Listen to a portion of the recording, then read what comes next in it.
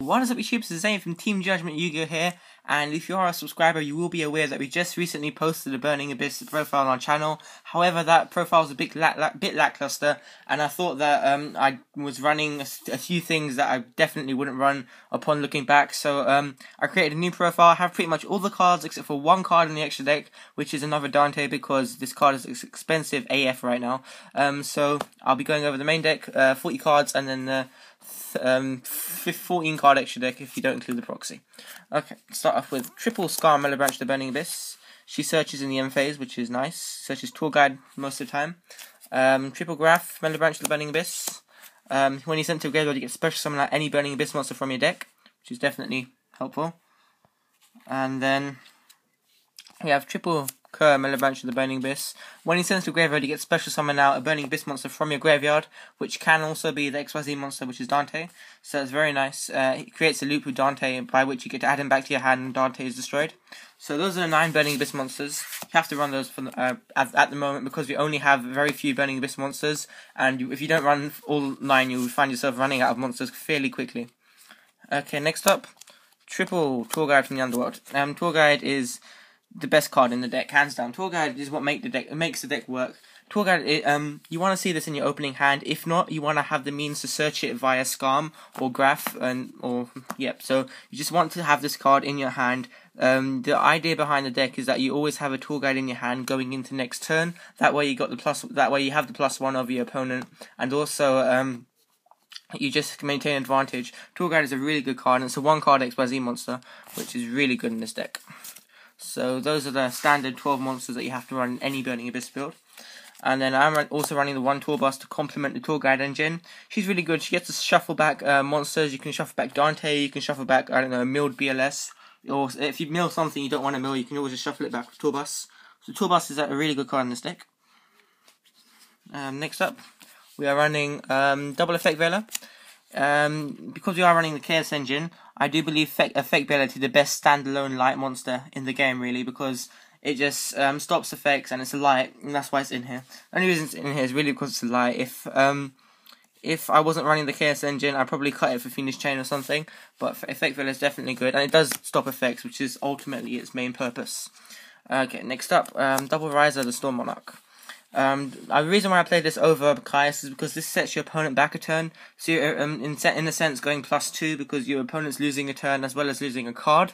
And also, if your opponent sides in Floodgate cards, for example Shadow Imprisoning Mirror, that will normally be able to stop Caius. It can't stop Riser because it's a wind, so it definitely helps. And also, it's just another bit of power to the deck, because level 3 monsters are quite weak, so you want to have that extra bit of push play, so Riser definitely does help, so double Riser. Okay, and the last monster I'm running a 1 Chaos Sorcerer, and 1 Blackluster Soldier Emperor at the beginning. I'm not running double Chaos Sorcerer simply because we don't merit running it, because we don't have enough light targets. We only run 2 or 3 light targets in the main deck, and like 3 or 4 in the extra deck. So yeah, 1 Chaos Sorcerer and 1 BLS as our Chaos engine. That is the main, all the monsters, guys.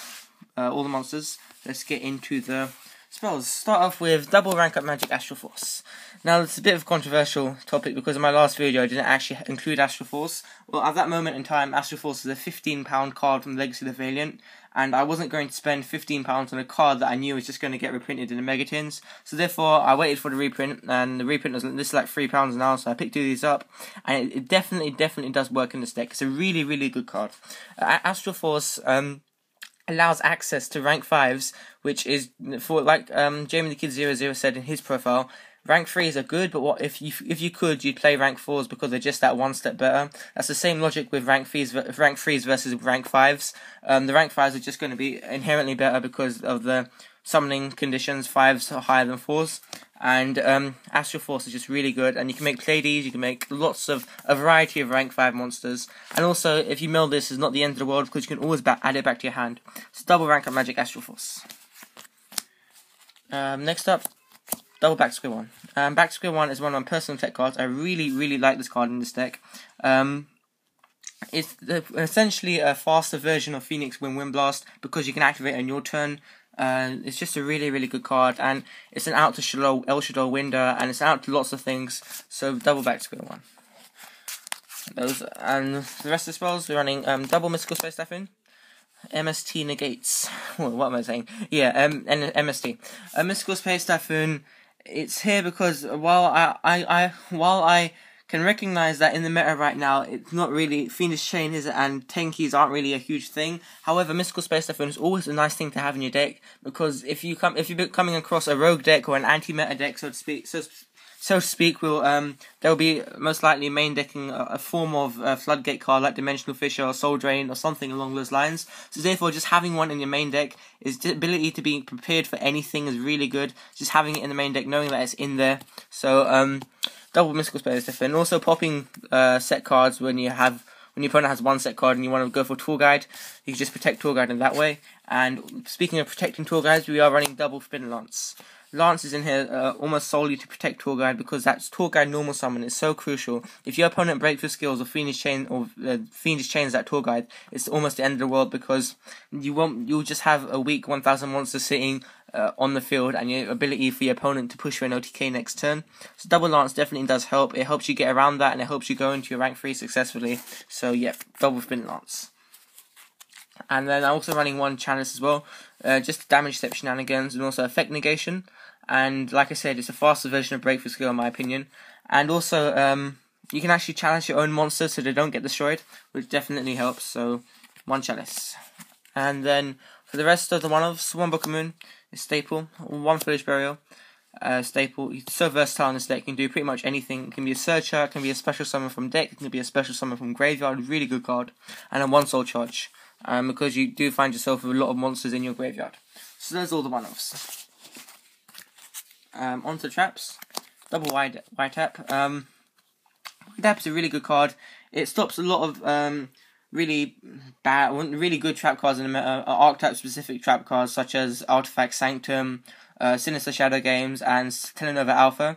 And it's spell speed 3, so it stops pretty much anything. And also, one of the best feelings in the world is if your opponent warnings your Tour Guide and then you White Tap so that they take 2000 and the warning's negated. Definitely a good card, and it's just a good meta call right now. It's double White Tap, and then this is pretty much staple. Double Breakthrough Skill. Breakthrough Skill is really good this format, just because it stops at pretty much everything, and also it's not the end of the world if you mill it. If you do end up milling it, you can always activate a secondary effect by which you get to banish it from the graveyard to negate one of your opponent's monster's effect on your turn, which can be a Shadow Window, so therefore you'd be able to special summon as much as you'd like. So double Breakthrough Skill. And then for the rest of the traps, double Phoenix Wind Blasts. Just a really good card in this deck. When you discard, you don't go minus, you go plus with Burning Abyss. And Wind Blast sets your opponent back a turn, and it's a trap card, so it's really good. And then for the one-offs, one Compulse, one Torrential, and then one Solemn Warning. I didn't play the Bottomless because right now in the meta, Bottomless doesn't negate the summon, so therefore if your opponent normal summons a Deneb, they still get their search off, and also it destroys, so therefore El Shaddai Window is immune to Bottomless, more or less. It is immune to Bottomless because it destroys before it banishes, so yeah, it's just not that good a card in the meta right now. However, I'm not taking anything away from Bottomless, it's a really good card, it's just that I don't feel that it's worth being run in any meta deck right now. But who knows, that may change in the future, which always happens. Like I don't know, a format ago, nobody was running Compulse, but now it's like one of the best staple trap cards because it gets rid of El Shaddai Window. So stuff changes. Okay, so that is the main deck. On to the extra deck. Start off by running double Dante, Traveler of the Burning Abyss. I do only have one. The other one is a proxy. It's a really good generic rank 3 monster. Helps so much the deck. It helps mill, it helps do a lot of things.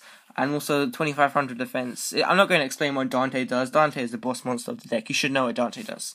So double Dante.